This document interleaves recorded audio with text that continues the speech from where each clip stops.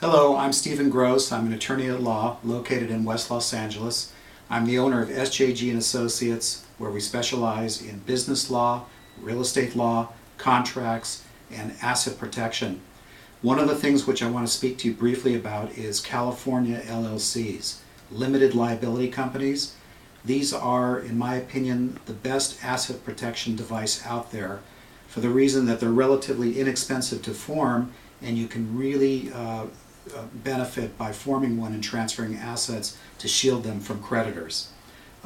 If you own assets such as commercial real estate, investment real estate, stocks and bonds, patents, copyrights, if you own and operate your own business, these would be perfect assets to transfer to an LLC.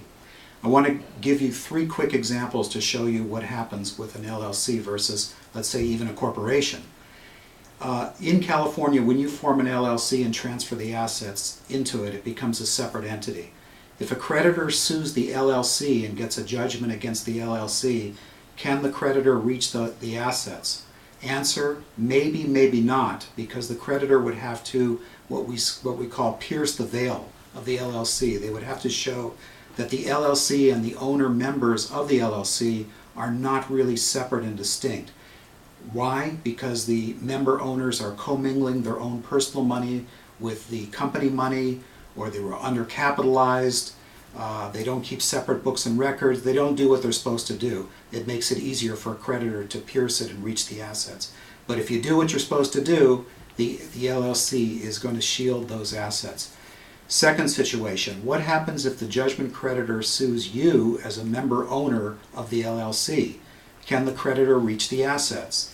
Answer, in California, most likely not, for the reason that in California we have a remedy called a charging order, which is basically an order by the court which allows a judgment creditor to attach monies which may be paid by the company to you as the member owner, distribution of profits, dividends, interest, but not the assets. So the charging order, again, provides added protection.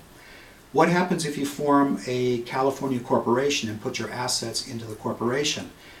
It achieves much the same as an LLC. The difference is this. With a corporation, you get what's called a share certificate, and with an LLC, there's no certificates. If there's a share certificate, the creditor conceivably can attach the certificate. If they can attach the certificate, they can get to the assets of the corporation. So again, the LLC is a better way to go. One more thing I want to mention in closing. With the charging order.